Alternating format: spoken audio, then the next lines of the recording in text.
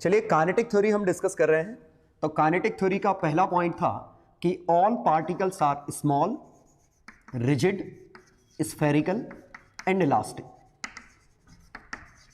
पहला पॉइंट। दूसरा पॉइंट हमारा ये था, मतलब कॉलिजन्स इलास्टिक है।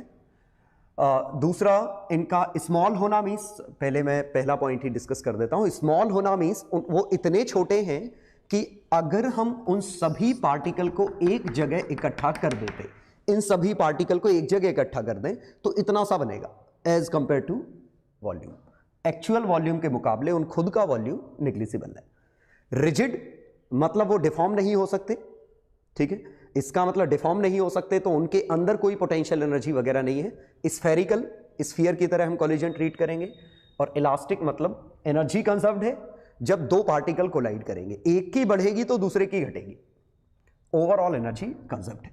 दूसरा, नो इंटरैक्शन बिटवीन देम, इनके बीच में आपस में कोई इंटरैक्शन नहीं है, मतलब ना किसी तरह का अट्रैक्शन है ना किसी तरह का रिपल्शन है, मतलब नो पोटेंशियल एनर्जी,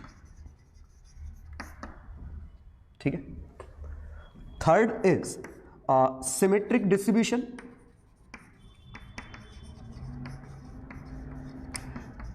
इनका डिस्ट्रीब्यूशन चारों तरफ सिमेट्रिक है, मतलब throughout the volume number of molecules per unit volume is constant. Total N number per unit volume constant है। और अगर दो तरह के मॉलिक्यूल में मिक्स करता हूं कि एक थोड़ा हैवी मॉलिक्यूल है, एक लाइट मॉलिक्यूल है, तो ये individually N by V heavy molecule के लिए भी कांस्टेंट है, लाइट मॉलिक्यूल के लिए भी कांस्टेंट है, ठीक है। और कंबाइंड सिस्टम के लिए भी कांस्टेंट है, तो यूनिफॉर्मली डिस्ट्रीब्यूटेड है। चौथा, velocity distribution. Velocity distribution symmetric है once again in each direction, जिस वजह से हम कह पा रहे हैं कि एवरेज वेलोसिटी इज 0।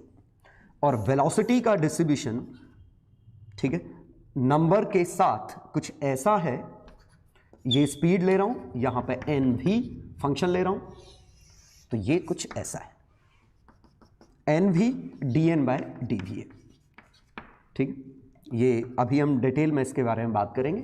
तो ये हमारी मोस्ट प्रोबेबल स्पीड है, ये हमारी आरएमएस स्पीड है, ठीक है। एक हमारी एवरेज स्पीड है,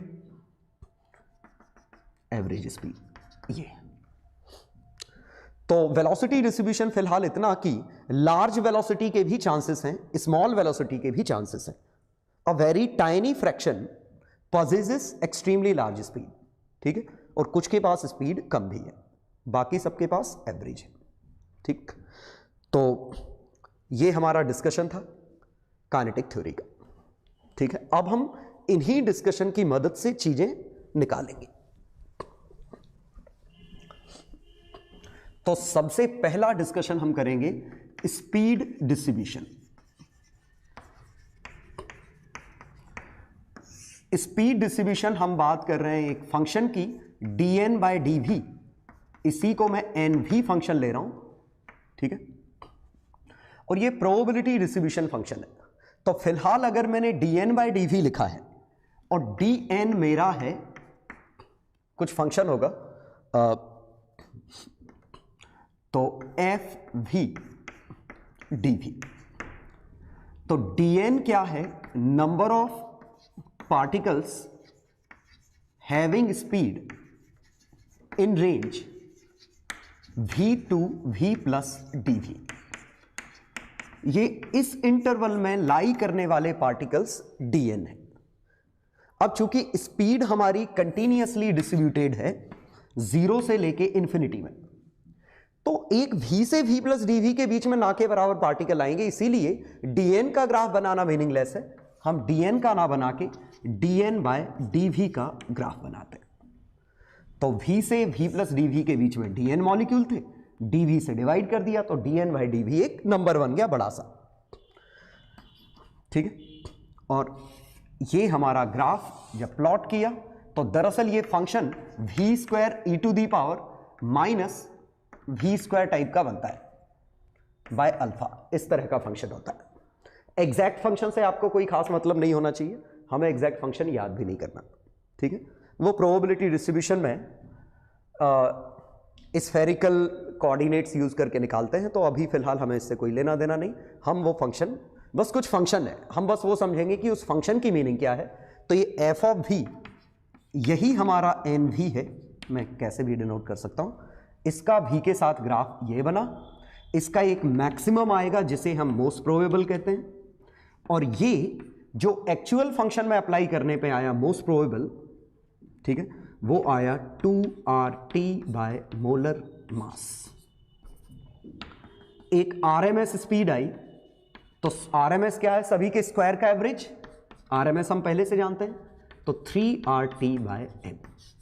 तो आरएमएस समझ सकते हैं v1 square v2 square up to infinite by n under root, सभी के स्क्वायर का एवरेज का अंडर रूट, ये आरएमएस है। एक और आई एवरेज स्पीड, और average speed I 8RT by pi m, m molar mass है, ठीक है। तो वो एग्जैक्ट फंक्शन को मैक्सिमम मिनिमा के लिए सॉल्व करोगे, मोस्ट प्रोबेबल आ जाएगा। एवरेज निकालने के लिए हम सॉल्व करेंगे, आरएमएस निकालने के लिए सॉल्व करेंगे, ये आएगा। लेकिन वो फंक्शन हमसे इंटीग्रेट होता नहीं है डायरेक्टली ऐसे, इसीलिए हम एग्जांपल लेंगे किसी दूसरे फंक्शन का मन से मान के, ठीक। तो फिलहाल ये तीन चीजें ये हमने याद कर ली है लगभग, तो ये चीजें याद रखिएगा। आरएमएस की जरूरत कब पड़ेगी, जब जब काइनेटिक एनर्जी के कैलकुलेशन करोगे तो वो वी के स्क्वायर पे डिपेंड करेगा। इसका मतलब यहां हम सभी का एवरेज लेंगे, मतलब आरएमएस यूज करेंगे। जो वी पे डिपेंड करेगा वहां हम, जहां जो वी पे डिपेंड करेगा वहां हम एवरेज स्पीड लेंगे, ठीक है। जनरली हमें आरएमएस की ही मैक्सिमम जरूरत पड़ेगी।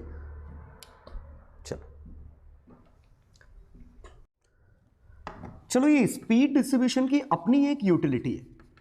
स्पीड डिस्ट्रीब्यूशन की यूटिलिटी क्या है, जैसे देखिएगा कि स्पीड डिस्ट्रीब्यूशन का केस, जैसे एक्टिवेशन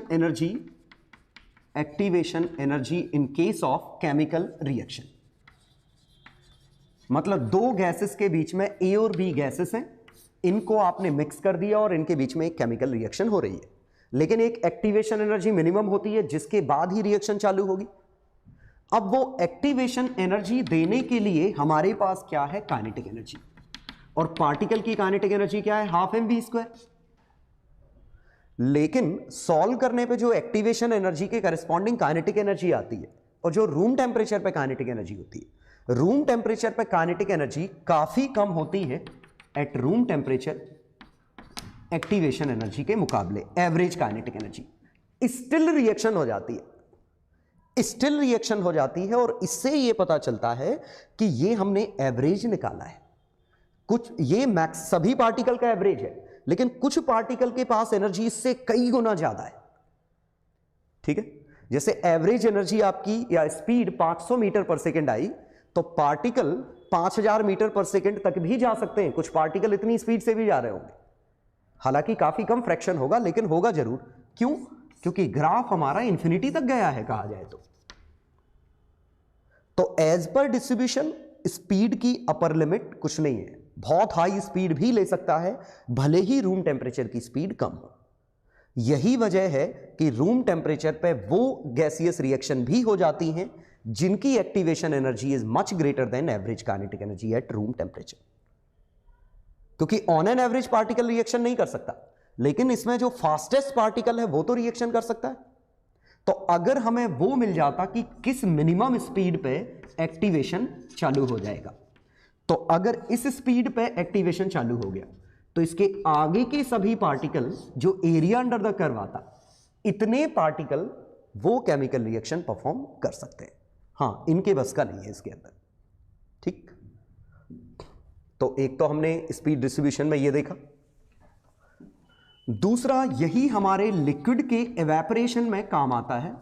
हालांकि हमने जो डिस्कशन किया है स्पीड का डिस्ट्रीब्यूशन वो गैस के लिए किया है, लेकिन लिक्विड में भी ऐसा होता है कि लिक्विड के कुछ पार्टिकल स्लो मूव करते हैं, कुछ काफी तेज मूव करते हैं। कुछ काफी तेज मूव करते हैं तो ये पूरा लिक्विड है। कुछ पार्टिकल की काइनेटिक एनर्जी इतनी ज्यादा होती है कि ये बॉन्ड तोड़ के निकल जाते हैं, वही एवेपोरेशन है।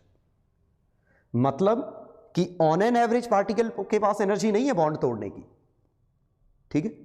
वो तो कुछ पार्टिकल ऐसे हैं जो बॉन्ड तोड़ सकते हैं और कुछ पार्टिकल ऐसे हैं जो बॉन्ड तोड़ सकते हैं। वो एवेपोरेशन प्रोसेस है जो किसी भी टेम्परेचर पे हो सकती है, ठीक है। हां, लेकिन कौन से? जो हाई काइनेटिक एनर्जी वाले पार्टिकल में। दरअसल इसी कॉन्सेप्ट के बेस पे ये जो मटका होता है, इसमें जो पानी होता है वो ठंडा हो जाता है, क्योंकि इसमें छोटे छोटे पोर्स होते हैं। मटके में छोटे छोटे पोर्स होते हैं और जो हाई काइनेटिक एनर्जी वाले पार्टिकल हैं वही उन पोर्स से एस्केप कर पाते हैं। लो काइनेटिक एनर्जी वाले पार्टिकल एस्केप नहीं कर पाते। तो समय के साथ हाई वाले भाग गए, हाई काइनेटिक एनर्जी वाले निकल लिए, तो यहां जो काइनेटिक एनर्जी का एवरेज है वो पक्का गिर जाएगा, ठीक है। जैसे इंडियन टीम का रन रेट का तुम एवरेज निकाल रहे हो, ठीक है, पूरी इंडियन टीम का। अब उसमें से तुमने कोहली हटा दिया कि कोहली के रन नहीं उड़ने, एवरेज एकदम से गिरेगा। रोहित शर्मा और हटा दिया, एवरेज और गिर जाएगा। तो बस ये कोहली, रोहित शर्मा, धवन, जो बड़े बड़े प्लेयर हैं जो ज्यादा रन बनाते हैं वो निकल लिए। यहां बचे कौन? बुमराह, चहल, ठीक है। तो ये अंतर आता है यहां। बिल्कुल ठीक वही है कि जब हम पानी में नहा के अगर बाहर निकलते हैं, जैसे हम ये बाहर निकले पानी में नहा के, और अगर हवा चल गई तो हमें ठंडा लगता है। वजह क्या होता है? हमारी पूरे हाथों पे पानी की लेयर जम जाती है, ठीक है। अब उनमें जो हाई काइनेटिक एनर्जी वाले पार्टिकल हैं वो ऊपर निकलने की कोशिश कर रहे हैं, और ठीक है, वो ऊपर निकले और ये हवा चल रही है वो उसको साथ में बहा के ले गई। फिर हाई काइनेटिक एनर्जी वाले पार्टिकल ऊपर सरफेस पे आए, फिर बहा के ले गई। तो दरअसल हमने एक तरह से फोर्स्ड इवेपोरेशन करा दिया, इसका हमने इवेपोरेशन चालू कर दिया। ठीक इसी प्रोसेस से आपने ध्यान दिया होगा कि बारिश में अगर कपड़े सुखाना है तो गीले कपड़ों को पंखे के नीचे रख देते हैं। तो ये गीले कपड़ों को पंखे के नीचे रख दो तो पंखा फोर्स्ड इवेपोरेशन चालू कर देता है। वाटर के मॉलिक्यूल सरफेस तक आते हैं, उनके पास उतनी एनर्जी नहीं कि सरफेस को ब्रेक कर सके, सरफेस तक आए, यहां जो पंखा चला उसने एडिशनल एनर्जी दे दी और वो भाग गए। तो ये फोर्स्ड इवेपोरेशन जैसी चीज हो गई, ठीक है। तो ये इवेपोरेशन की प्रोसेस है, ठीक। तो उम्मीद है स्पीड डिस्ट्रीब्यूशन से ये चीजें समझ में आई होंगी और ये ध्यान रखोगे कि ऑन एन एवरेज स्पीड कुछ और है, आरएमएस स्पीड कुछ और है, और स्पीड की रेंज कुछ और है, ठीक। अब हम सेकंड पॉइंट डिस्कस करते हैं।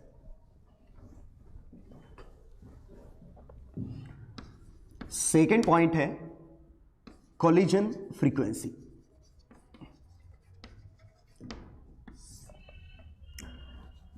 अब इसमें एक चीज तो यह ध्यान रखना है कि कोलिजन फ्रीक्वेंसी की डेफिनेशन में क्या डिफाइन कर रहा हूं कि कोलिजन फ्रीक्वेंसी क्या है? Number of collisions a particle suffers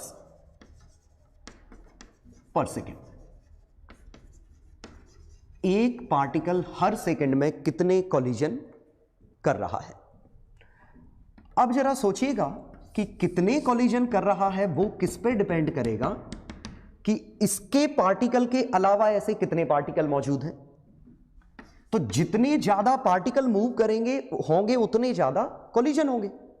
simple सी बात है, यहां पे बहुत सारे बच्चे आंख बंद करके ऐसे ऐसे घूम रहे हैं, ऐसे ऐसे, ठीक है। अकेला एक बच्चा घूम रहा है तो वो किसी से नहीं टकराने वाला, दीवालों से ही टकराएगा बस। लेकिन अगर 10 बच्चों को ऐसे घुमा दिया एक रूम में तो आपस में कोलिजन के चांसेस बढ़ गए। 20 को घुमा दिया तो और दुगने कोलिजन हो गए।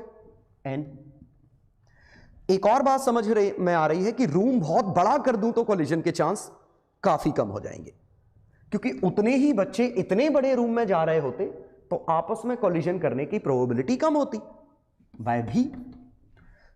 और अगला, जितनी ज्यादा स्पीड होगी, जितनी ज्यादा तेजी से घूमेंगे उतने जल्दी जल्दी टकराएंगे। आप सोचिए, बिल्कुल फुर्सत से ऐसे ऐसे ऐसे जा रहे हैं तो चांसेस कितने कम है उनके टकराने के। एक उधर से आ रहा है, एक इधर से आ रहा है, वो टकरा ही नहीं रहे, ऐसे ऐसे ऐसे ऐसे बहुत देर में। लेकिन अगर ये जल्दी जल्दी हो रहा है तो देखें कई बार कोलिजन के चांसेस है। तो तीसरा इसमें आएगा आरएमएस स्पीड या स्पीड, और स्पीड किस पे डिपेंड करेगी? रूट टी पे। क्यों? काइनेटिक एनर्जी टेम्परेचर है, यही क्लॉसियस और मैक्सवेल का स्टेटमेंट है कि काइनेटिक एनर्जी ही टेम्परेचर है, तो स्पीड मतलब रूट टी। तो आपको बेसिकली इस फॉर्मूले की जरूरत पड़ेगी कि collision frequency is directly proportional to number of molecules, inversely proportional to volume, directly proportional to temperature, square root of temperature in kelvin. हमेशा काइनेटिक थ्योरी ऑफ गैसेस और थर्मोडायनेमिक्स टॉपिक में टेम्परेचर केल्विन में ही लेना है, ठीक है। हाँ, डेल्टा टी यूज हो रहा है तो फर्क नहीं पड़ता कि वो केल्विन है कि डिग्री सेल्सियस है। टी यूज हो रहा है तो it must be in Kelvin's, ठीक है।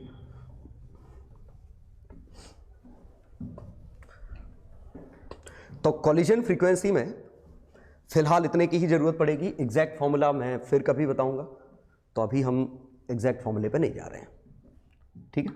तो कोलिजन फ्रीक्वेंसी है चाहे वॉल्स का चाहे पार्टिकल्स का, तो ये करेंगे। हाँ, total number of collisions among between particles होता है। तो शायद ये समझ में आ रहा है, it will be proportional to n square. ये क्या है? एक पर्टिकुलर पार्टिकल के कोलिजन n पे डिपेंड कर रहे हैं, ऐसे n पार्टिकल हैं तो n स्क्वायर आ जाएगा, क्योंकि हर एक पार्टिकल इतने कोलिजन कर रहा है। n पार्टिकल है तो nc2 होगा, nc2 मतलब 2 बार n आएगा। क्योंकि क्या होता कि अगर मैं collision frequency, number of collisions of one molecule, ये k times n by v root T, k कुछ कांस्टेंट है, कुछ नया कांस्टेंट, ठीक है। तो टोटल कोलिजन्स चाहिए, तो ये nc2 ऐसे कितने पेयर बनेंगे into k n by v root T, sorry n into बचे हुए n-1 से कोलिजन करेगा, ऐसे लिखता हूं इतने। लेकिन हर एक पेयर 2 बार काउंट कर लोगे आप, क्योंकि A ने B के साथ कोलिजन और B ने A के साथ, तो एक कोलिजन 2 बार काउंट कर लिया 1/2। But n-1 is approximately equal to n, तो ये बन गया n square k by v root T by 2। Once again exact फॉर्मूले पे डिपेंडेंसी नहीं रखनी है आपको, सीधे ये समझना है किस पे प्रोपोर्शनल है। तो total number of collisions n square पे डिपेंड करेगा। एक पर्टिकुलर पार्टिकल कितने कोलिजन कर रहा है वो n पे डिपेंड करेगा, ठीक है। और total number of collisions with wall होता वॉल पर यूनिट एरिया।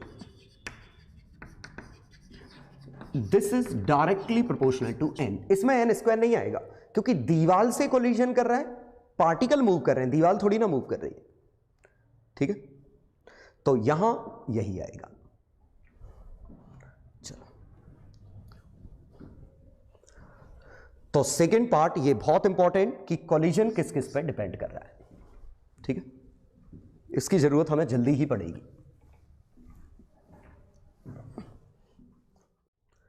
नेक्स्ट पॉइंट है काइनेटिक इंटरप्रिटेशन ऑफ प्रेशर, कि दरअसल जो प्रेशर के बारे में, इंटरप्रिटेशन ऑफ प्रेशर, जो प्रेशर के बारे में बर्नौली का थॉट एक्सपेरिमेंट था, हम उसी को आगे कंटिन्यू करेंगे।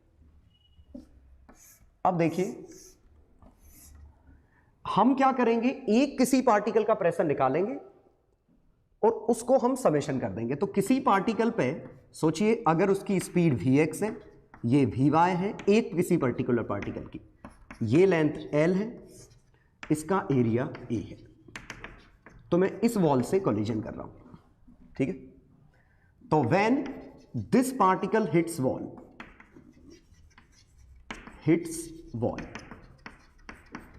इट प्रोवाइड्स मोमेंटम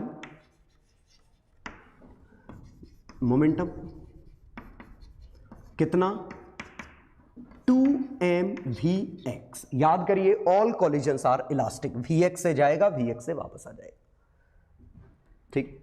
क्योंकि y और z कंपोनेंट तो बदलेंगे नहीं इस दीवार से टकराने पे। इस दीवार से टकराने पे, जैसे दीवार से अगर टकराता है तो सिर्फ आपका x कंपोनेंट रिवर्स हो जाएगा, बाकी y और z जैसे थे वैसे ही रहेंगे। तो मोमेंटम ट्रांसफर कितना हुआ, ये, ठीक। अब अकेले पार्टिकल की बात करें तो ये यहां से यहां गया, अगली बार फिर से दीवार से कब टकराएगा जरा समझिए।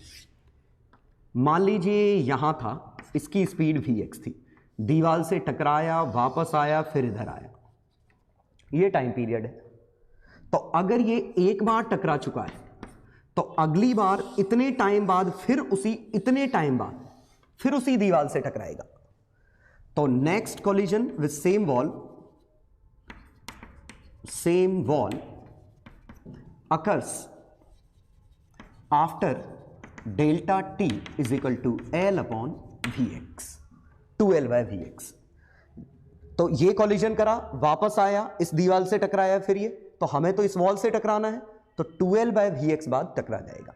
अब इसमें सोचने वाली बात यह है कि इस दौरान अगर ये बाकी दीवारों से टकराया भी होगा तो x कंपोनेंट अब नहीं बदलने वाला है। x कंपोनेंट बदल सकता है इसके कॉलिजन और इसके कॉलिजन से। तो इससे कॉलिजन हुआ, अब x कंपोनेंट कांस्टेंट है, इससे हुआ, वापस से पलट गया, तो 2L/Vx ये आया। तो average force transferred is delta P by delta T 2mVx by 2L/Vx। तो ये बना mVx स्क्वायर बाय L। ये तो एक पार्टिकल ने एवरेज दिया। ऐसे टोटल फोर्स अगर हम निकालें तो ये सिग्मा F, ये I पार्टिकल का फोर्स था, तो सभी का सिग्मा करें तो सिग्मा MIVXI का होल स्क्वायर बाय L, ये लिख सकते हैं, ठीक है। इसी को लिख सकते हैं टोटल मास Vx स्क्वायर का एवरेज बाय L। M क्या है? Total mass. Vx स्क्वायर का एवरेज यूज कर लो। और अब जरा समझिए, Vx स्क्वायर का एवरेज, Vy स्क्वायर का एवरेज, Vz स्क्वायर का एवरेज, Vrms का स्क्वायर बाय 3 आएगा।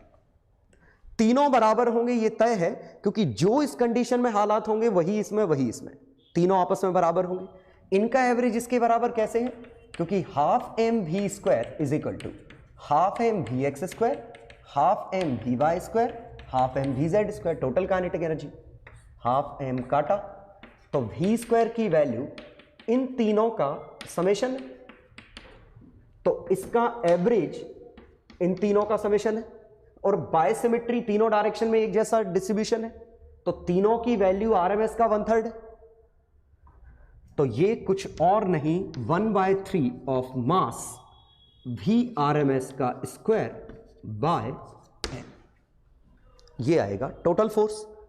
लेकिन हम फोर्स में नहीं, प्रेशर में इंटरेस्टेड है, तो प्रेशर आएगा टोटल फोर्स बाय एरिया,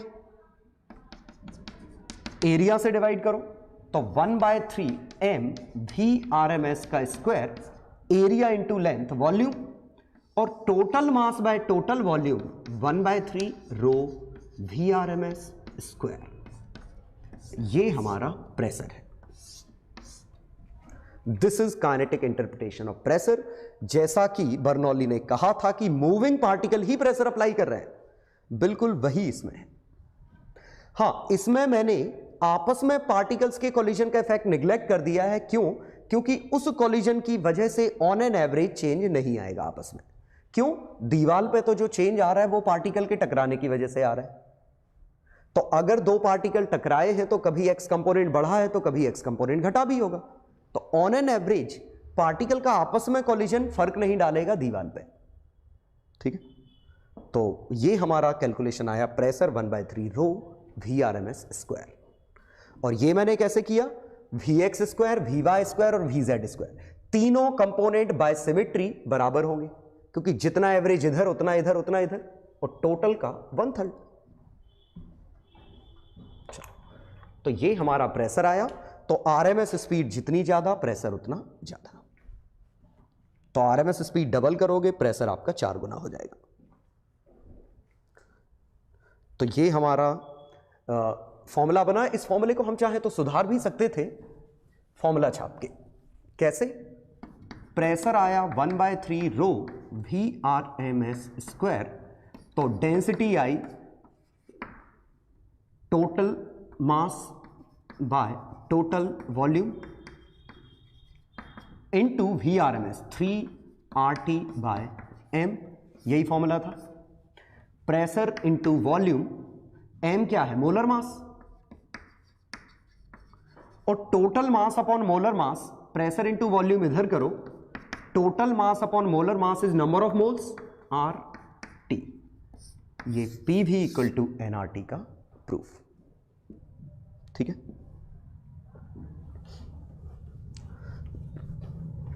तो एक काइनेटिक इंटरप्रिटेशन ऑफ प्रेशर कुछ और नहीं, P की वैल्यू nRT बाय V जो लिखी है यही है। तो अलग से कोई फॉर्मूला याद नहीं करना है, आइडियल गैस इक्वेशन से हमारा काम चल जाएगा।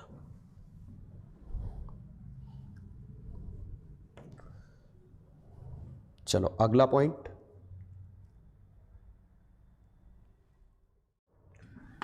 चौथा point, translational kinetic energy. Kinetic energy, और ट्रांसलेशनल काइनेटिक एनर्जी कुछ और नहीं, सीधे हाफ MI/VI स्क्वायर का सिग्मा, और यही मैं लिख सकता हूं हाफ M टोटल VRMS का स्क्वायर, क्योंकि सबके MI/VI स्क्वायर निकालो या सबका एवरेज ले लो, और V स्क्वायर का एवरेज करोगे VRMS का स्क्वायर होगा। तो सिंपली हाफ मास टोटल क्या है? N टाइम्स M, और M को अगर मैं मोलर मास लिख रहा हूं तो N number of moles into molar mass, total mass into VRMS का स्क्वायर, और VRMS की वैल्यू अगर लिखें तो 3RT by molar mass, M से M कटा, ये बना N टाइम्स 3/2 RT, और nRT को PV भी लिख सकते हैं 3/2 PV। ये ट्रांसलेशनल काइनेटिक एनर्जी का एक्सप्रेशन है। चिंता मत करो, ये अपने आप याद हो जाएंगे सभी। फिलहाल क्या समझे हम कि half of total mass into VRMS का स्क्वायर, टोटल मास क्या है? Number of moles into molar mass, VRMS कितना है? 3RT/m, स्क्वायर करने पे कैपिटल M कट गया, N 3/2 RT, और nRT क्या है? PV, तो 3/2 PV। ये हमारा ट्रांसलेशनल काइनेटिक एनर्जी बना। ठीक है, अब हम आगे बढ़ने से पहले थोड़ा सा जितने लॉज हैं उनको फील कर लेंगे अच्छा सा, फिर हम कुछ न्यूमेरिकल करेंगे।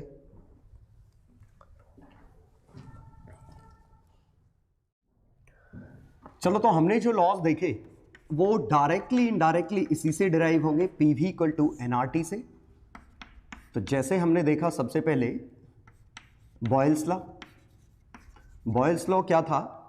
Eight constant temperature pressure is directly proportional to 1 upon volume. तो टेम्परेचर कांस्टेंट है तो PV का प्रोडक्ट कांस्टेंट होगा, तो PV का ग्राफ एक हाइपरबोला बनेगा, PV इक्वल टू कांस्टेंट। ये बॉयल्स लॉ है। और वॉल्यूम अगर आप बढ़ाते हो तो आपका प्रेशर गिर जाएगा, या वॉल्यूम गिराते हो तो प्रेशर बढ़ जाएगा। अब हम इसको थोड़ा सा फील ऐसे करते हैं, देखिएगा। अगर टेम्परेचर कांस्टेंट है, इसका मतलब RMS स्पीड कांस्टेंट है। अब प्रेशर किस पे डिपेंड कर रहा है?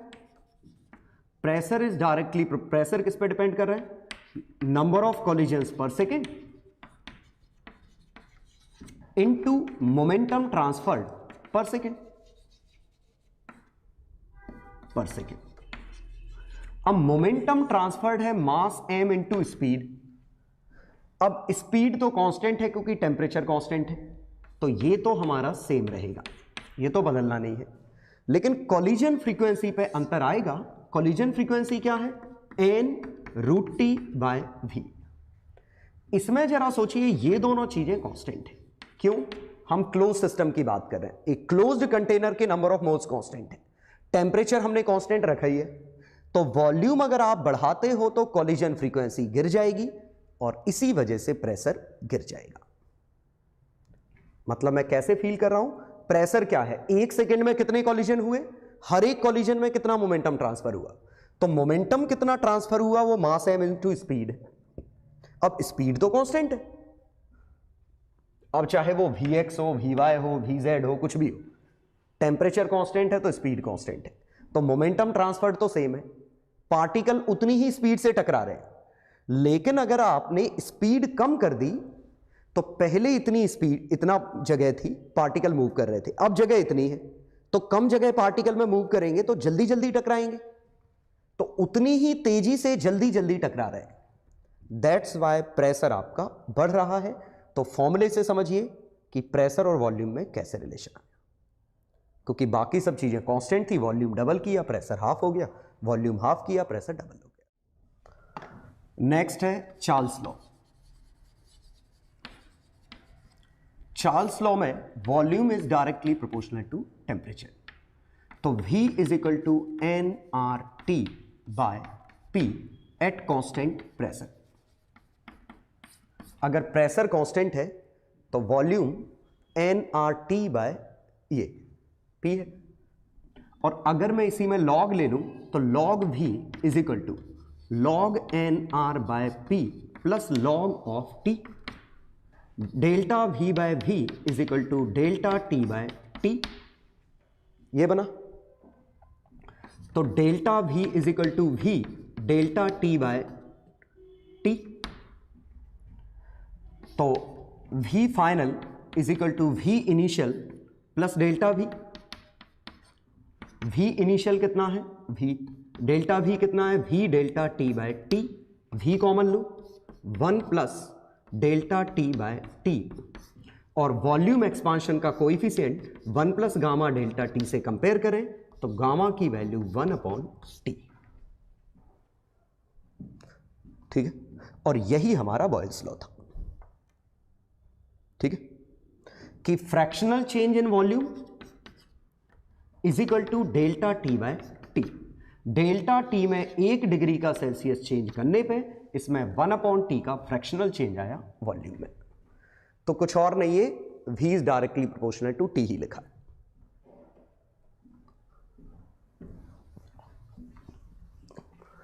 तो और आगे जाने की जरूरत नहीं, बस ये हमें समझ में आ गया कि V is directly proportional to T लिखा है। इसका मतलब प्रेशर अगर आपको कांस्टेंट रखना है तो टेम्परेचर बढ़ाओगे तो सीधे वॉल्यूम आपका, टेम्परेचर डबल करोगे वॉल्यूम आपका डबल हो जाएगा, ठीक है। ऐसे ही इसमें जैसे डिफ्यूजन आपको समझना है कि डिफ्यूजन क्या है, rate of diffusion is directly proportional to 1/√ of molar mass, ये होता है फॉर्मूला। और वजह क्या है कि डिफ्यूजन की rate is directly proportional to speed, and speed, जितनी ज्यादा स्पीड पार्टिकल की होगी उतने जल्दी डिफ्यूज करेगा, और स्पीड किस पे डिपेंड करती है, 3RT या RT बाय M पे, 1/M पे। जितनी ज्यादा स्पीड उतना ज्यादा डिफ्यूजन, तो डिफ्यूजन 1/√M पे डिपेंड करता है एट पर्टिकुलर टेम्परेचर,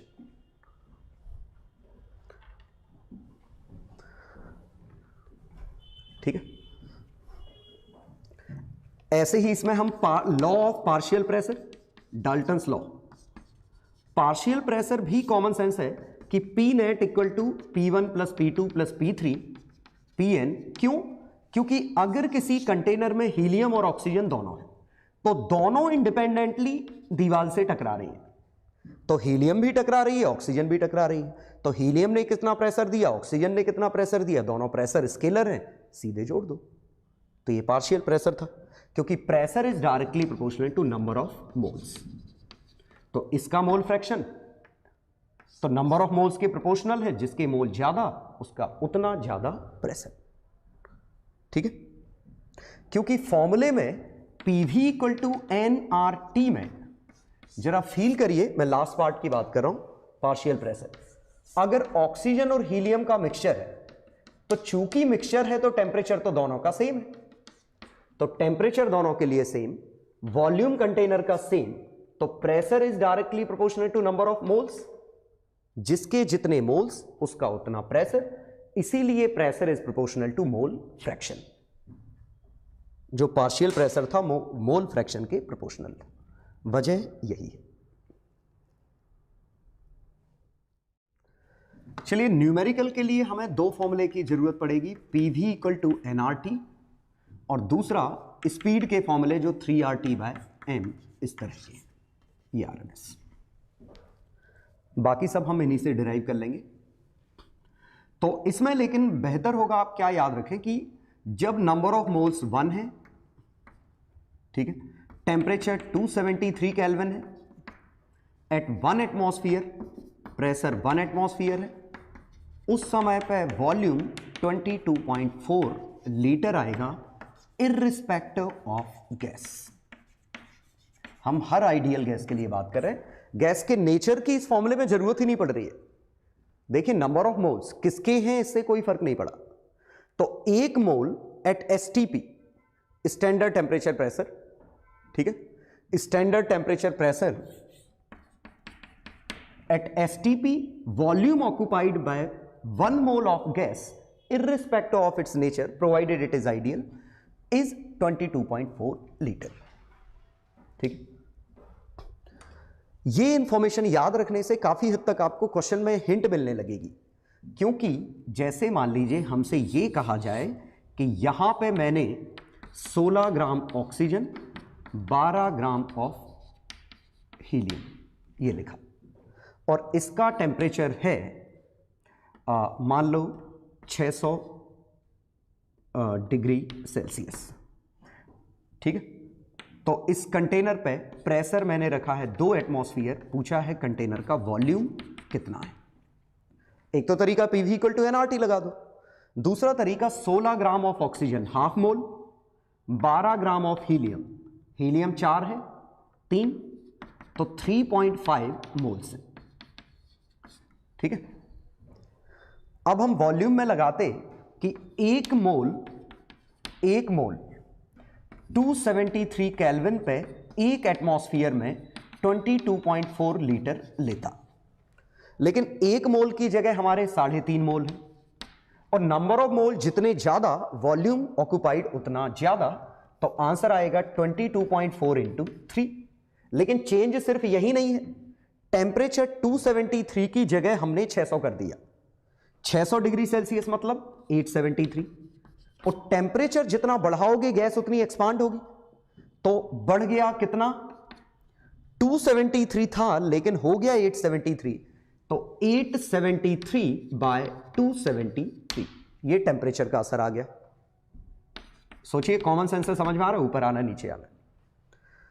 अब प्रेशर अगर 2 एटमॉस्फेयर, अब जरा फील करिए प्रेशर बढ़ाओगे तो सेम नंबर ऑफ मोल्स में अगर आप प्रेशर डबल कर दोगे बाकी चीजें कांस्टेंट तो दब जाएगा ना, वॉल्यूम कम हो जाएगा, तो 2 एटमॉस्फेयर करने पे वॉल्यूम आधा हो जाएगा। तो आप फील से भी अंदाज लगा सकते हैं कि क्या बनना चाहिए था। तो ये फाइनल आंसर आएगा, वॉल्यूम इतना आएगा, क्योंकि ये तो फर्क ही नहीं पड़ रहा है कि एन क्या है।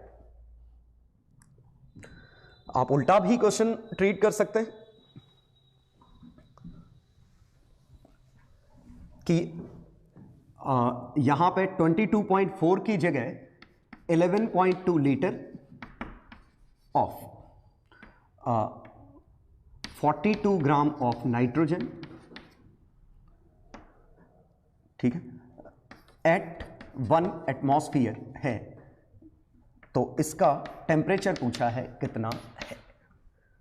तो once again PV equal to NRT लगाओगे आंसर मिलेगा। लेकिन ये डेटा इतना अच्छा है तो 42 ग्राम ऑफ नाइट्रोजन, नाइट्रोजन मतलब 28 ग्राम, तो 3/2 मोल्स, ये 1 एटमॉस्फेयर।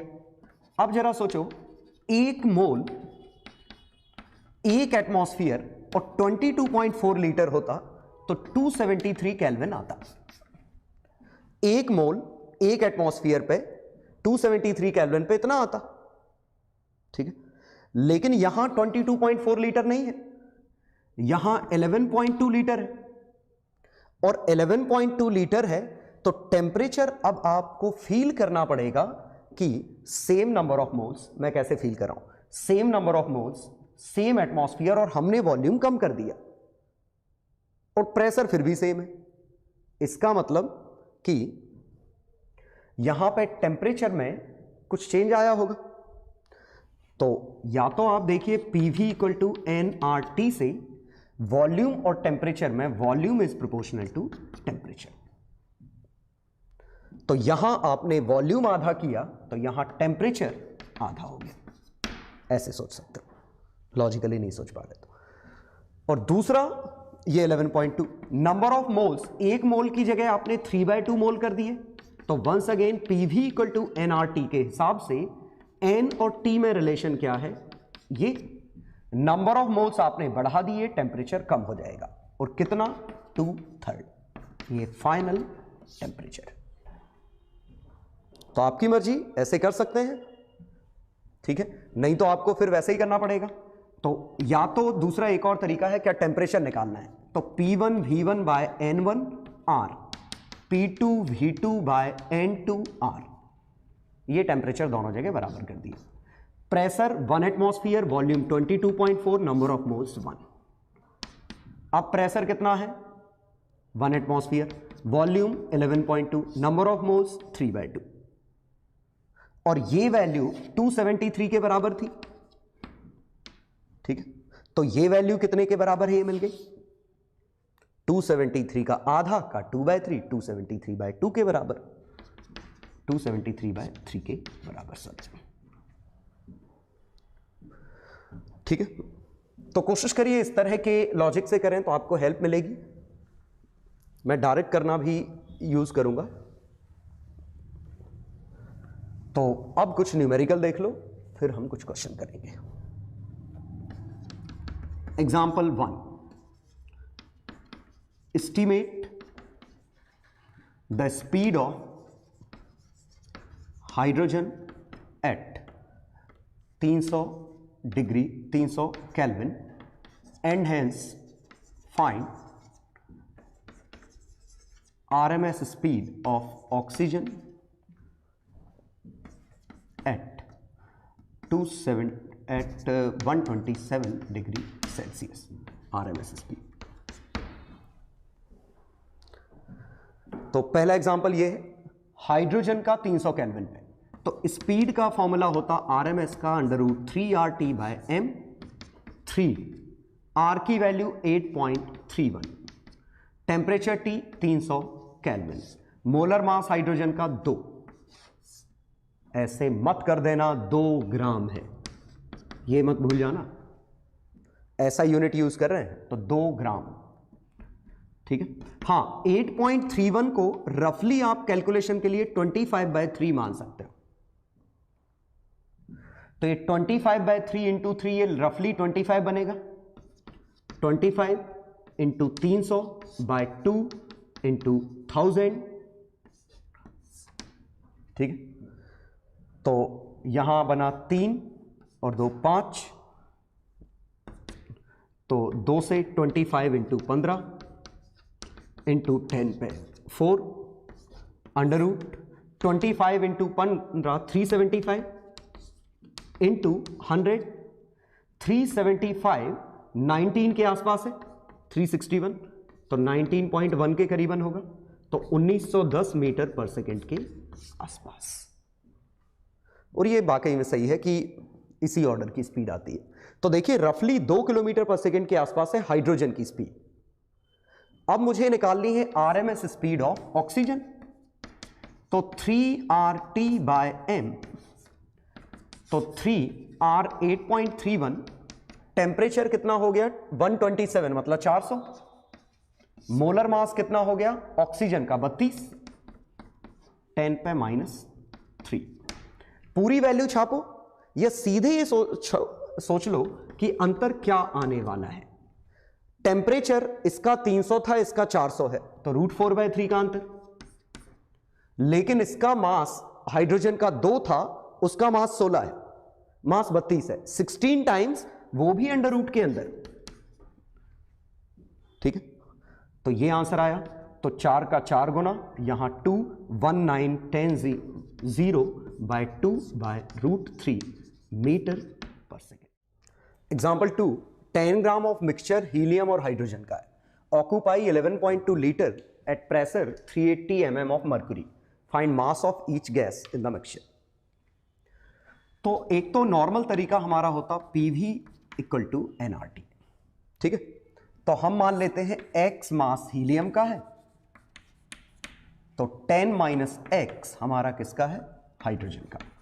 तो total number of moles x by 4 plus 10 minus X by 2।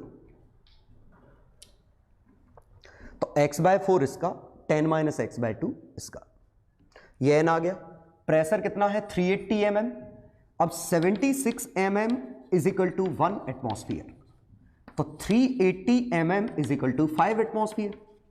तो P की वैल्यू 5 एटमॉस्फेयर, 10 पे 5, एक एटमॉस्फेयर 10 पे 5 पास्कल के बराबर। वॉल्यूम कितना है? 11.2 लीटर, और 1 लीटर इज इक्वल टू 10 पे -3 मीटर क्यूब, ये लिखा, is equal to number of moles x by 4 plus 10 minus X by 2 R 8.31 into temperature. Temperature मुझे देना पड़ेगा, अदरवाइज एक इंफॉर्मेशन कम है। एट 273 केल्विन ये इंटू 273, इसको सॉल्व करोगे x कुछ ना कुछ तो निकल ही आएगा। ठीक है, पहला अप्रोच तो ये था। दूसरा अप्रोच, हम क्योंकि यहां 11.2 20.4 लीटर का आधा है, तो देखें एक मोल एक एटमॉस्फेयर पे 273 केल्विन पे 22.4 लीटर ऑक्यूपाई करता है। ठीक है, लेकिन हमारा वॉल्यूम हो गया 11.2 लीटर। अगर ये दोनों चीजें सेम होती तो नंबर ऑफ मोल्स 1/2 हो जाते। सोचो, लेकिन ये अभी भी 273 केल्विन है, लेकिन एक एटमॉस्फेयर की जगह 5 एटमॉस्फेयर। अब हम इस स्टेप से इस स्टेप पे आए, वॉल्यूम सेम है, टेम्परेचर सेम है, प्रेशर 5 गुना, तो नंबर ऑफ मोल्स आपके 5 गुने हो गए होंगे। तो ये 5/2 हमारा आंसर आ गया। ठीक है, अगर ये नहीं करना है तो आपके पास n की वैल्यू PV/RT। तो एक इक्वेशन है, 1 इज इक्वल टू प्रेशर कितना है 1 एटमॉस्फेयर, वॉल्यूम कितना है 22.4, R कितना है R, टेम्परेचर 273। अब हमें निकालना है n डैश। अब प्रेशर कितना है 5, वॉल्यूम कितना है 11.2, R टेम्परेचर कितना है 273, टेम्परेचर कांस्टेंट माना हमने। तो स्टैंडर्ड इक्वेशन ये होती, नई इक्वेशन हमारी ये है, इनको डिवाइड कर दो तो n डैश की वैल्यू यहां से आ जाएगी, 273 कट जाएगा, 5/2 ये आ जाएगा। ठीक, चलो, तो अब हमारा काम बन चुका है, 5/2 नंबर ऑफ मोल्स मिल चुके हैं, n 5/2। अब हम ये लगा सकते हैं कि किसके कितने हैं। तो हीलियम के अगर मैं x मानूं तो इसके 10 माइनस एक्स होंगे, तो x हीलियम कितना है 4, 10 माइनस एक्स बाय 2, और ये कितना होगा 5/2, 4 का मल्टीप्लाई कर दें,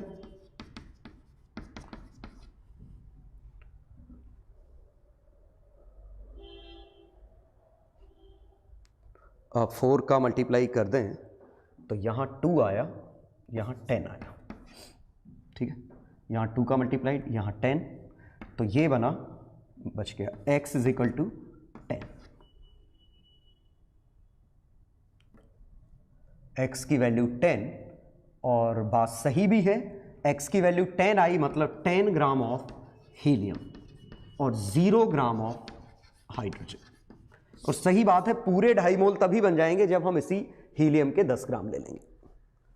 तो आंसर आया कि मिक्सचर में हाइड्रोजन है ही नहीं, हीलियम एलोन है। ठीक, चलो मैं कुछ क्वेश्चन दे रहा हूं, उनको ट्राई करो।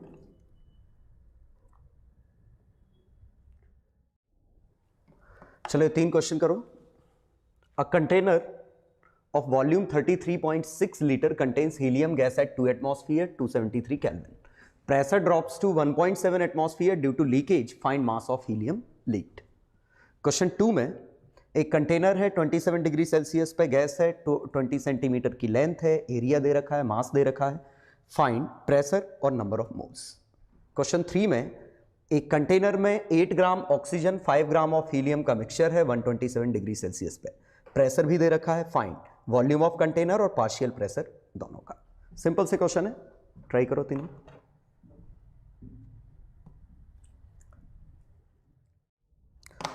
चलो पहला क्वेश्चन, वॉल्यूम दे रखा है 33.6 लीटर, 2 एटमॉस्फेयर है 273 केल्विन। देखिए 273 केल्विन पे 1 एटमॉस्फेयर होता, 273 केल्विन पे 1 एटमॉस्फेयर होता तो 22.4 लीटर आता, लेकिन 2 एटमॉस्फेयर है तो 22.4 लीटर का 1/3 आएगा, सॉरी हाफ आएगा, 11.2 लीटर। लेकिन ये वॉल्यूम फिर भी 3 गुना है, मतलब नंबर ऑफ मोल्स आपके 3 है। तो यहां नंबर ऑफ मोल्स 3 है। ये मैंने लॉजिकली देखा, आप PV = nRT लगा सकते हैं, ठीक है। मैं सीधे ऐसे सोच रहा हूं कि नंबर ऑफ मोल्स की वैल्यू PV/R2, R तो कांस्टेंट है, टेम्परेचर उतना ही है जितना स्टैंडर्ड होता है, लफड़ा खत्म हो गया। वॉल्यूम 22.4 की जगह 33.6 है, तो वॉल्यूम आपका 3/2 टाइम्स दिया है और प्रेशर आपका डबल दिया है, तो नंबर ऑफ मोल्स जो स्टैंडर्ड आने थे उसका आंसर ट्रिपल आएगा, तो 3 मोल है। और सिंपल सी बात है, लीकेज जो होगा तो जितना फ्रैक्शन प्रेशर में चेंज हुआ है, क्यों? क्योंकि PV = nRT लगता तो लीकेज में टेम्परेचर बदल नहीं सकता, वॉल्यूम कंटेनर का कांस्टेंट है, तो pressure is directly proportional to number of moles. तो प्रेशर जितने गुना कम हो जाएगा, नंबर ऑफ मोल्स उतने ही गुना कम हो जाएगा। तो पहले प्रेशर 2 एटमॉस्फेयर था, नंबर ऑफ मोल्स कितने थे? 3। अब प्रेशर 1.75 है, तो नंबर ऑफ मोल्स कितने हैं? n-। तो n' = 3 टाइम्स 1.75/2। तो लॉस लीकेज कितने का हो गया? तो लॉस आया delta n, n minus n', n कितना था? 2, अब 3 1.75/2, तो 4 माइनस नंबर ऑफ मोल्स पहले शायद 3 थे, हाँ 3, तो 1 माइनस 1.75/2, तो 3/8। तो 3/8 मोल्स लीक कर गए और 3/8 मोल्स लीक किए, लेकिन मास पूछा है तो 3/8 इंटू मोलर मास हीलियम का 4, 1.5 gram. This is amount of helium leaked. चलो पहला क्वेश्चन, हालांकि मैं सीधे ऐसे सोचना पसंद करता, 2 एटमॉस्फेयर से 1.75 एटमॉस्फेयर हो गया तो लॉस आया 0.25 का, मतलब अगर ये P था तो P/8 का लॉस हो गया, तो N था तो N/8 नंबर ऑफ मोल्स का लॉस हो जाएगा। 3 ग्राम था, सॉरी 3 मोल था तो 3/8 मोल्स लूज हो जाएंगे। चलो क्वेश्चन 2, मास दे रखा है। अब जरा देखिए, पिस्टन अगर इक्विलिब्रियम में है तो इसका प्रेशर P है, एटमॉस्फेयर का P0 है, तो इसके इक्विलिब्रियम का फोटो बनेगा, इस पे P0A ऊपर से लगेगा, एक mg भी लगेगा, यहां से P गैस A नीचे से लगेगा, तो P gas A = P0A + mg, तो P gas = P0 + mg by area. अब जरा mg बाय एरिया देखते हैं कितना है। mg है 2.5 × 10 mg, एरिया 0.5 सेंटीमीटर स्क्वायर 10 पे 4, तो ये 5 × 10 पे 5, तो ये 5 एटमॉस्फेयर ये बन गया, और P0 1 एटमॉस्फेयर था, तो टोटल 6 एटमॉस्फेयर हो गया ये प्रेशर। तो प्रेशर आ गया 6 atmosphere, simply P0 + mg/A, P0 इसका, ये इसके वेट का। नंबर ऑफ मोल्स चाहिए, तो नंबर ऑफ मोल्स इस बार स्टैंडर्ड में दिख नहीं रही है चीजें, तो हम number of moles PV = nRT से निकाल देते हैं। PV/nR, P था 6 एटमॉस्फेयर 10 पे 5, वॉल्यूम 20 सेंटीमीटर इंटू 0.5, 20 का 0.5 टाइम्स कितना बना? 10 सेंटीमीटर क्यूब 10 पे -6 अपॉन R 8.31, टेम्परेचर 400, बड़ी अच्छी बात है, ये तो सब कट गए। तो नंबर ऑफ मोल्स बने 6/8.31 इंटू 400 400, इतने मोल्स आंसर है। ठीक है, चलो नेक्स्ट क्वेश्चन। हाँ, इसको 25/3 लिख लेते तो काफ़ी अच्छे कैलकुलेशन हो जाते, क्योंकि 25/3 करते तो 25 का 4 गुना 18, 25 का 4 गुना 100, 10/4 तो 1.8 मिली मोल्स, ये आंसर आ जाता।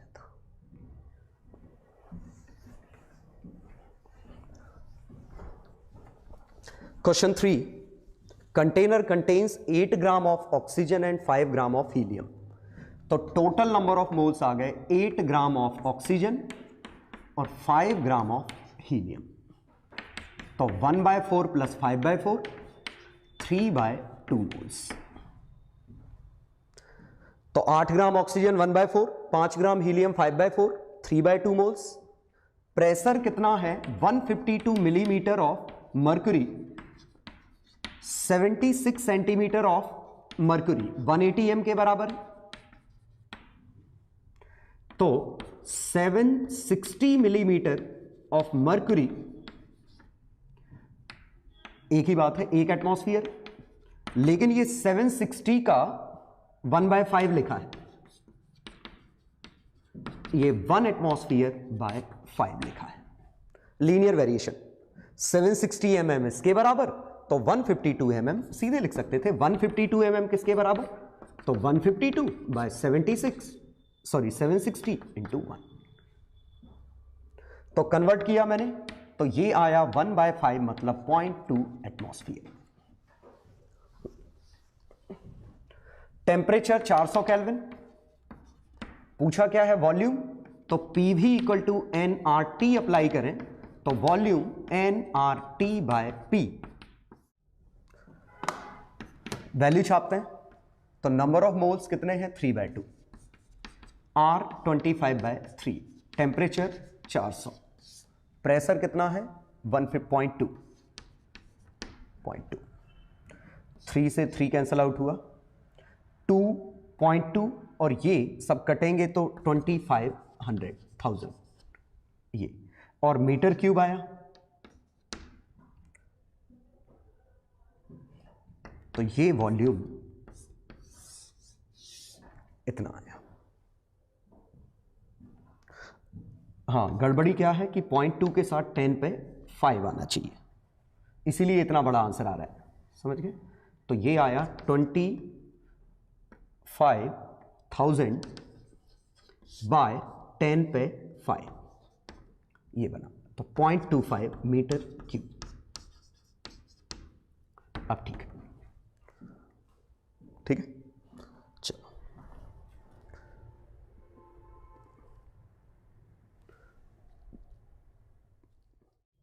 चलो लास्ट डिस्कशन है आज की क्लास का, law of equipartition of energy.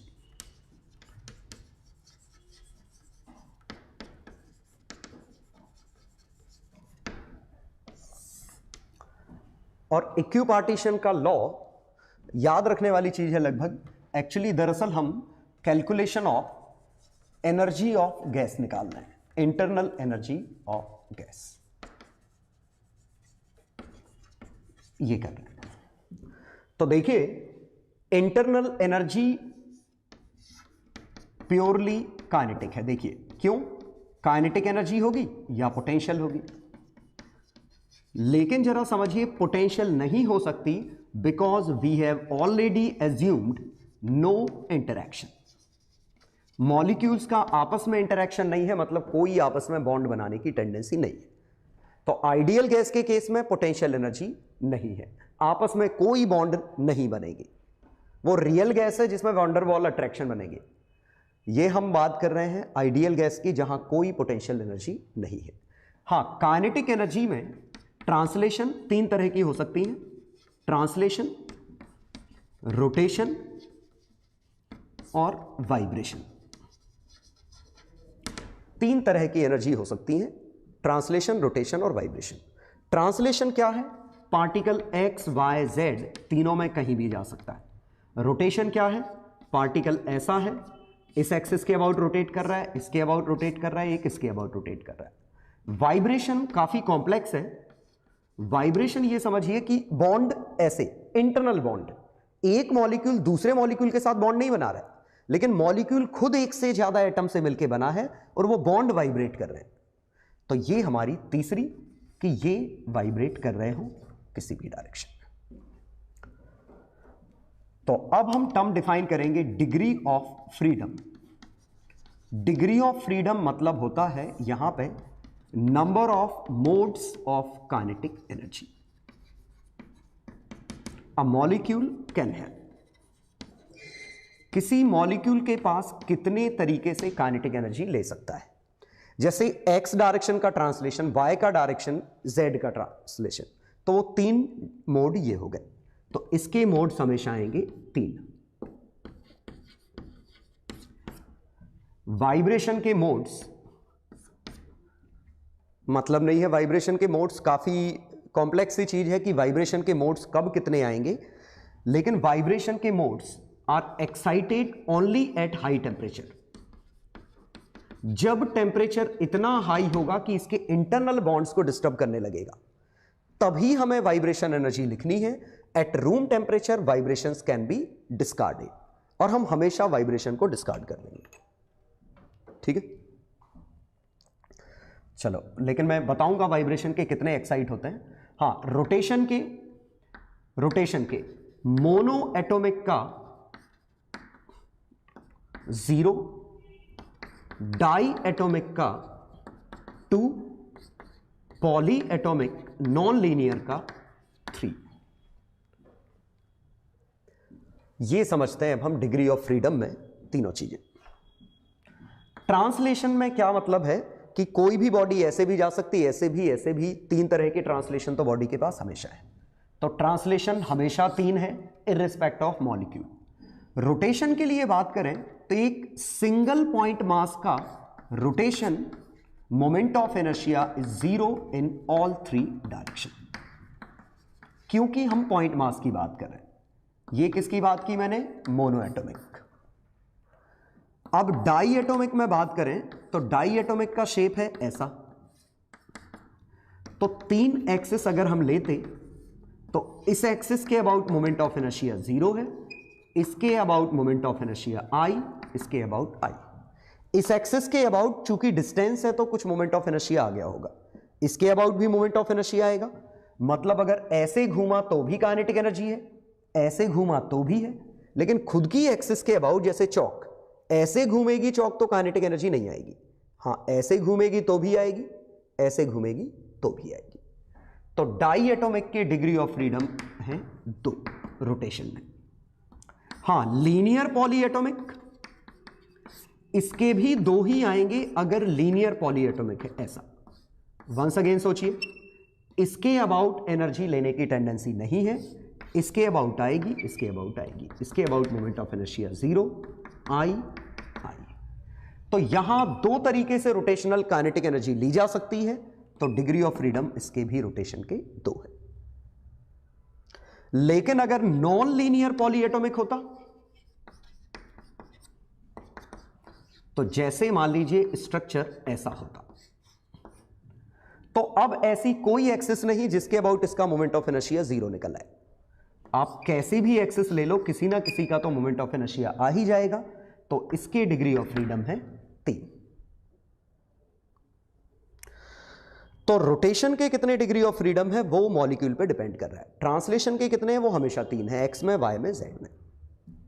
Vibrations में बात करें तो मोनो एटॉमिक में वाइब्रेशन हो ही नहीं सकते, सिंपल सी बात है, बॉन्ड ही नहीं बनेंगे। डाई एटॉमिक में अगर होंगे तो 2 होंगे, पॉली एटॉमिक में पता नहीं, वो कितने भी हो सकते हैं।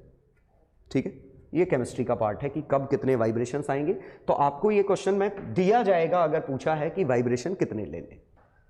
ठीक है, मोनो एटॉमिक में कभी वाइब्रेशन लेने की जरूरत नहीं, डाई एटॉमिक में 2।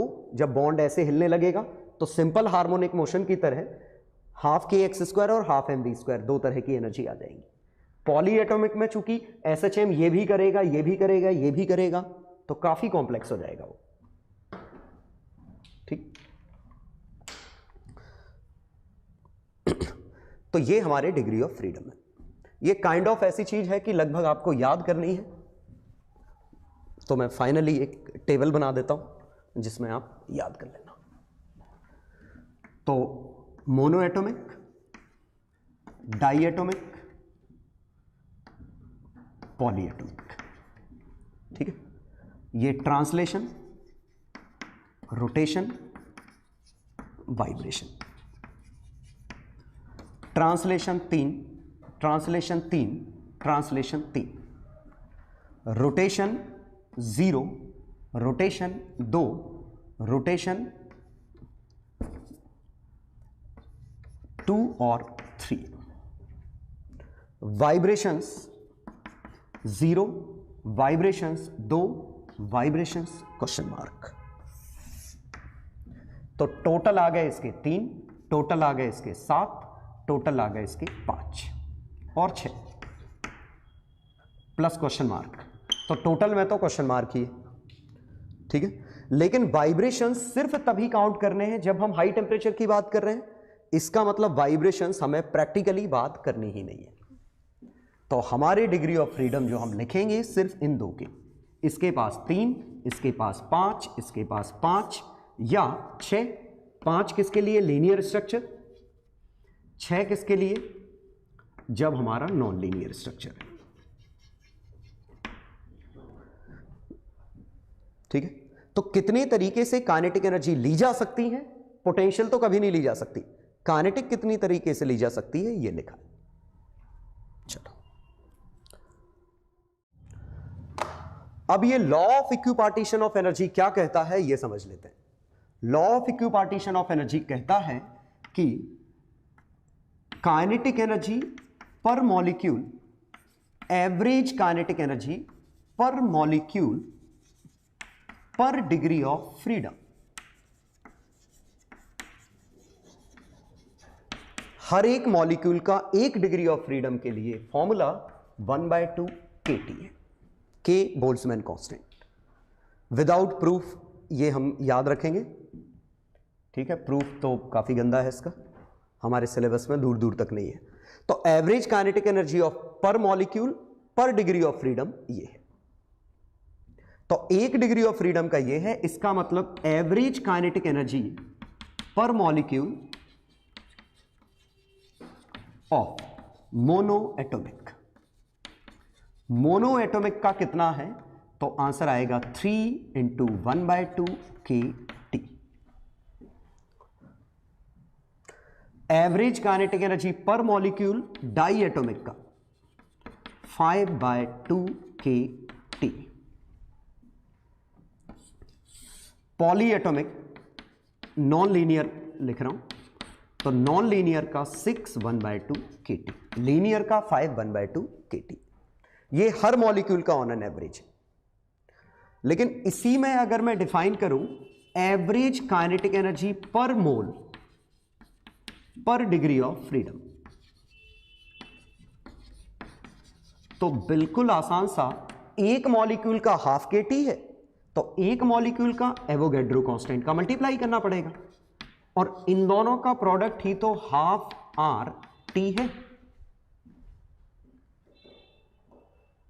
ठीक है। तो ओवरऑल कंक्लूजन निकला कि टोटल काइनेटिक एनर्जी ऑफ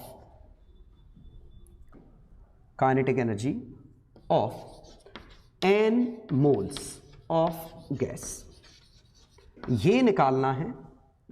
तो एक मोल का एक डिग्री ऑफ फ्रीडम का आंसर ये है, एक मोल का एक डिग्री ऑफ फ्रीडम।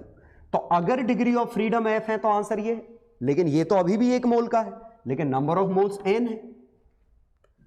तो total kinetic energy of n moles n times f times ½ RT। ½ RT एक मोल का एक डिग्री ऑफ फ्रीडम, ये एक मोल का f का मल्टीप्लाई कर दिया तो सभी डिग्री ऑफ फ्रीडम, ये n मोल्स का, तो टोटल आंसर आ गया। तो कोशिश करिए, ये सब जितने इतने सारे फॉर्मूले नहीं है, बस यही एक है, ½ kT पर मॉलिक्यूल ½ kT पर मोल ½ RT। Degree of freedom f है, f मल्टीप्लाई कर दो। लेकिन टर्मिनोलॉजी ध्यान रखिए, हर जगह हम एवरेज की बात कर रहे हैं कि पर मॉलिक्यूल, जब जब पर मॉलिक्यूल होगा के आएगा, जब जब पर मोल आएगा आर आएगा। ठीक है, तो पिछले डिस्कशन का कंक्लूजन यही आया हमारा कि काइनेटिक एनर्जी का interpretation of a sample of gas off n moles of gas, और ये कितनी आई, n times f times half R T. ये पर मोल पर डिग्री ऑफ फ्रीडम का मल्टीप्लाई करो, n का मल्टीप्लाई करो, क्योंकि ये क्या है, काइनेटिक एनर्जी पर मोल पर डिग्री ऑफ फ्रीडम। तो नंबर ऑफ मोल्स मल्टीप्लाई करो, डिग्री ऑफ फ्रीडम मल्टीप्लाई करो, टोटल काइनेटिक एनर्जी आ जाएगी। ठीक है, और इसी को हम चाहें तो F/2 nRT लिखा है, इसी को F/2 P भी लिख सकते हैं। तो प्रेशर और वॉल्यूम का प्रोडक्ट करेंगे और उसमें F/2 मल्टीप्लाई कर दो तो भी हमारी काइनेटिक एनर्जी मिल जाएगी सर। और इसी काइनेटिक एनर्जी को इंटरनल एनर्जी भी कह सकते हैं। क्यों? क्योंकि पोटेंशियल तो है ही नहीं, जो भी एनर्जी है काइनेटिक की वजह से, काइनेटिक टेम्परेचर के प्रोपोर्शनल है, ये बिल्कुल सही है। प्रोपोर्शनलिटी कांस्टेंट अब हमें पता है। तो कहा जाए तो हमने जितना अभी तक डिस्कशन किया है उसमें 2 या 3 ही फॉर्मूले हैं याद करने वाले पूरे थर्मोडायनेमिक्स में, और नया कोई फॉर्मूला नहीं मिलेगा। तो PV = nRT एक ये है, एक VRMS का एक्सप्रेशन है 3RT/m, ठीक है, और एक हमारा एक्सप्रेशन है कि total kinetic energy F/2 nRT, total kinetic energy. ठीक, तो एक एग्जांपल देखते हैं। एक कंटेनर में ऑक्सीजन है 2 मोल्स 127 डिग्री सेल्सियस पे, दूसरे में हीलियम है 3 मोल्स 227 पे। अब हमें निकालना है, एक मिनट, रेशियो नहीं लिखा मैंने, रेशियो ऑफ काइनेटिक एनर्जी पर मॉलिक्यूल, या इंडिविजुअली हम दोनों वैल्यू भी निकाल सकते हैं, दोनों वैल्यू निकाल देता हूं, छोड़ो। ठीक है, तो काइनेटिक एनर्जी पर मॉलिक्यूल दोनों की, काइनेटिक एनर्जी पर मोल दोनों की, टोटल काइनेटिक एनर्जी O2 और फाइनल टेम्परेचर। तो यहां आपको लैंग्वेज मैटर करेगी कि काइनेटिक एनर्जी पर मॉलिक्यूल, तो काइनेटिक एनर्जी पर मॉलिक्यूल का फॉर्मूला है F/2 kT। क्यों? 1/2 kT क्या है? पर मॉलिक्यूल पर डिग्री ऑफ फ्रीडम, लेकिन यहां सिर्फ पर मॉलिक्यूल लिखा है, पर डिग्री ऑफ फ्रीडम नहीं लिखा, तो F का मल्टीप्लाई करोगे तो पहले पार्ट में जो फॉर्मूला यूज होगा वो ये आएगा, काइनेटिक एनर्जी पर मॉलिक्यूल F/2 kT है। अब टेम्परेचर इसका कितना है? 400 केल्विन, इसका टेम्परेचर कितना है? 500 केल्विन। तो ऑक्सीजन की काइनेटिक एनर्जी कितनी आएगी पर molecule? Degree of freedom, oxygen के लिए डिग्री ऑफ फ्रीडम 5 है, हीलियम का डिग्री ऑफ फ्रीडम 3 है। तो काइनेटिक एनर्जी ऑक्सीजन के लिए आएगी 5/2 kT, हीलियम के लिए आएगी पर मॉलिक्यूल 3/2 kT। ये पहले के आंसर है। K की वैल्यू 1.38 × 10⁻23 वाला वो छापना पड़ेगा, ठीक है, 10⁻23 जूल पर केल्विन। तो ये पहले पार्ट का पर मॉलिक्यूल। सेकंड पूछा है पर मोल, सेकंड पूछा है काइनेटिक एनर्जी पर मोल। बस पर मोल में क्या आएगा, यहां K आ रहा था, यहां R आएगा, तो यहां जहां K आ रहा था यहां दोनों जगह R आ जाएगा। R मतलब 8.31 जूल पर मोल पर केल्विन, बस अंतर दूसरे में ये आएगा। तीसरे में पूछा है टोटल काइनेटिक एनर्जी, तो पहले में जो पूछा था वो था F/2 kT, दूसरे में था F/2 RT, तीसरे में टोटल पूछा है तो टोटल आएगा NF/2 RT, क्योंकि टोटल में नंबर ऑफ मोल्स और मल्टीप्लाई हो जाएंगे, क्योंकि ये पर मोल था, नंबर ऑफ मोल्स मल्टीप्लाई करोगे टोटल आएगा। तो total kinetic energy of oxygen ये आएगी। ऑक्सीजन के नंबर ऑफ मोल्स कितने हैं? 2, degree of freedom 5/2, R temperature 400, kinetic energy of helium, number of moles 3, degree of freedom 3, mono atomic है, R temperature 500। ये आएगा हमारा थर्ड पार्ट के आंसर्स। चलो फोर्थ पार्ट, अगर हम इन दोनों को मिक्स कर देते तो अंतर ये आता कि एक सिंगल मिक्सचर बन जाता। अब इसका टेम्परेचर 400 केल्विन, इसका टेम्परेचर 500 केल्विन, इसका टेम्परेचर T केल्विन, इसके 2 मोल ऑक्सीजन, 3 मोल हीलियम, तो यहां 2 मोल ऑक्सीजन प्लस 3 मोल हीलियम मिक्स हो जाएगा। और कुछ नहीं दिया तो हम इंटरनल एनर्जी कंजर्व कर देते हैं। तो 2 मतलब मान रहे हैं मिक्सिंग में कोई एनर्जी लूज नहीं हुई, तो यहां एनर्जी थी 2F/2 RT, ये इनिशियल काइनेटिक एनर्जी हाइड्रोजन की, हीलियम की 3F/2 RT, final energy oxygen 2 5/2 R, final temperature T, और यहां से 3 5/2 की जगह 3/2 RT, ठीक है।